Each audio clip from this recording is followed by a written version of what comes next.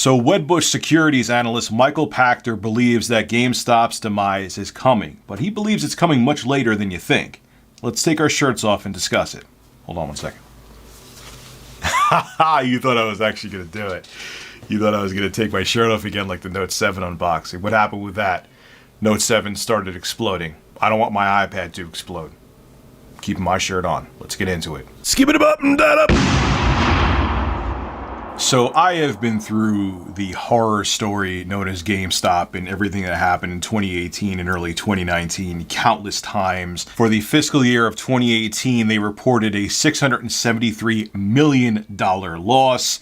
Their newly appointed CEO in 2018, Michael Moeller, was only CEO for 3 months, then he left for personal reasons, probably because he saw the ship sinking. They were looking for private equity firms to buy them, and that deal fell through. It's just, and there's more than that. I could go on forever and ever, but I've went through it 1,000 times, and, review, repeat, other videos, USA doesn't need to explain all of it again. It's all out there, and GameStop's not doing well. I mean, GameStop stock has been plummeting forever now, and there's an article I have listed below in the description where it was at $4.90. As of me making this video, it's rebounded a little bit at $5.46. Yay, GameStop. Maybe there's a chance for you. No. That's really bad. Just so you understand how bad that is, earlier on this year, they were trying to get private equity firms to buy them for $16 a share. Now they're worth over 3 times less than that. Now, Michael Pachter is an industry analyst who works for Wedbush Securities. He's probably the most notorious and famous industry analyst, and I think he's a nice guy. I mean, he makes predictions that I'm kind of like, Mike, I don't agree with you, but I know a lot of people think the same thing about me. And I don't always agree with him, but he doesn't seem like he's a bad person. But anyway, he was talking to Business Insider about GameStop and what really started their downward spiral. So one of the first things that Michael Pachter mentioned in the Business Insider article, and I've talked about this before and I totally agree with him, was that with the beginning of 8th gen consoles is when we saw digital distribution really taking shape. In the 7th generation, it was mostly still physical media on consoles. PC was a different story. But when 8th gen consoles came around, people started embracing digital distribution more. And GameStop, what made them the juggernaut during the 7th generation and even beforehand, was their used games market, where people would trade in their games, get next to nothing for them, and then GameStop would turn around and sell them for a huge profit. I mean, literally, you would get a brand new game that you just spent $60 on, say you didn't like it, you traded it back in, maybe you get $20-25 for it, and they would turn around and sell that new game, even though you used it and technically it's used, they would sell it for just $5 cheaper. And their big gimmick was, if you buy it used, you could actually return it in 7 days. So people are like, all right, it's only $5 cheaper, but if the game works and maybe I beat it in 7 days or I don't like it, I could return it. So it was a huge moneymaker, the used games market, when physical media was king for GameStop. But now times have changed. So that was the beginning of the end for GameStop, is when 8th gen consoles came around and Sony and Microsoft and now even Nintendo are pushing digital distribution more than people going out and buying physical copies of games. So this part's interesting. What GameStop did, because they kind of saw the writing on the wall, was they're like, hey, we need to broaden our horizons. We need to do something else besides selling video games and relying on the used games market because it may no longer be there. They were right about that. So they're like, hey, let's get into the smartphones industry and let's buy smartphone stores, and then, hey, we'll make money off of that.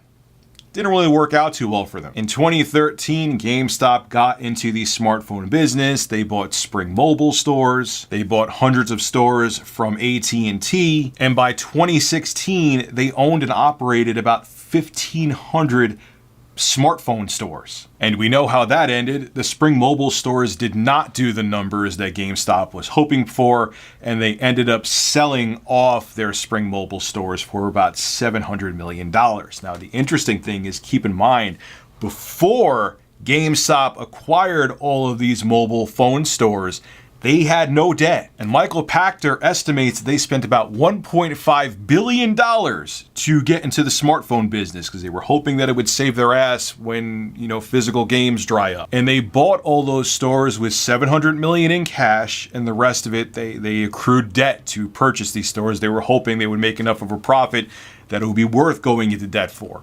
And that never happened. So now they have $800 million in debt. They sold off the Spring Mobile stores for $700 million, and now they just accrued a bunch of debt that they didn't have before, and it put them in a world of trouble. Now, Michael Pachter also speculates that the reason why GameStop couldn't find a buyer was because it was unclear that if Sony and Microsoft were going to have disk drives on their next-gen consoles. Now that it's confirmed that Microsoft and Sony are going to have disk drives, Blu-ray drives, on their next-gen consoles, it's kind of a saving grace for GameStop. And he feels that because they're going to have disk drives, optical drives, both in the PS5 and Xbox Scarlet, it's kind of going to give GameStop a grace period because if there's still physical games, people are going to buy them. The numbers are still going to dwindle, but at least because of the fact there's still going to be physical copies of games coming out for next-gen consoles, people will want to go to GameStop storefronts to buy games. This is what Michael Pachter had to say about the future of GameStop. I definitely think it's a melting ice cube. For sure it's going to go away eventually, and for sure their future will be truncated and eliminated the day that discs stop being manufactured. They've got a 7 more year reprieve starting in 2020.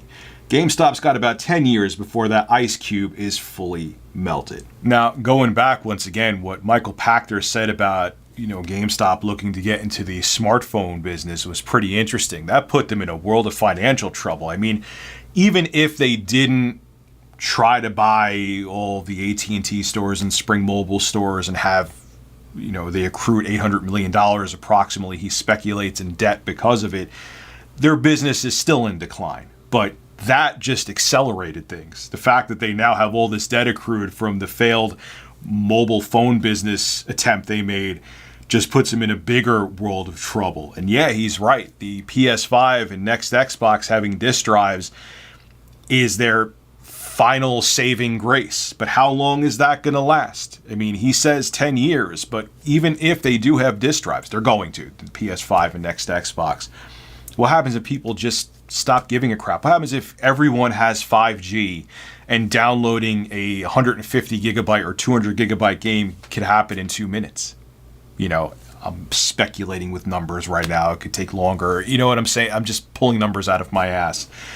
But it's just going to defeat the purpose unless you truly are a collector to buy physical copies of games.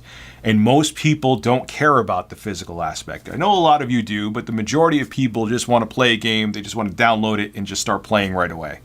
And it's already hurting GameStop now. And as digital distribution and cloud gaming become more and more prevalent in the future and more of the way people consume and play games, what can save GameStop?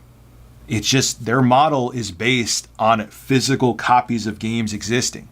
Blockbuster, it's always the analogy I use, but Blockbuster actually kind of sort of had it out. If Blockbuster embraced the Netflix model and transitioned from brick and mortar stores to get DVDs and VHS tapes to streaming, or how Netflix started where they would mail out DVDs to people, and then once they were done renting the movie, they could just mail them back, we may still hear the Blockbuster name. Blockbuster may have become a streaming service. As a matter of fact, Netflix offered to sell itself to Blockbuster for $50 million, and the former Blockbuster CEO, John Antioco, turned it down and said, nah, we're good.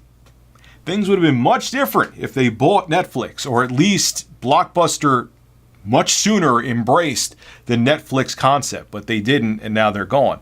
GameStop doesn't have that option. Sony's not going to go to GameStop and be like, hey, could you open up a digital distribution service and sell our games through it? They're just going to do it themselves. They don't want to give a middleman a cut. Why go through GameStop and give someone else some profit when you could just sell the games on your own store?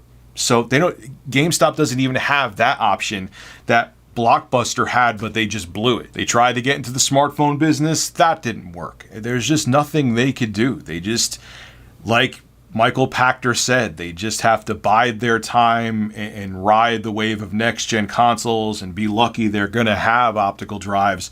And once people just stop buying physical copies of games, that's when GameStop is going to cease to exist. The only thing I'm going to question, though, I don't know if they could last a decade. Maybe a few more years at most, GameStop. I think he's being very generous, Mike, about saying they have another decade to go. I think that's way too long. I think the demise of GameStop is coming much sooner.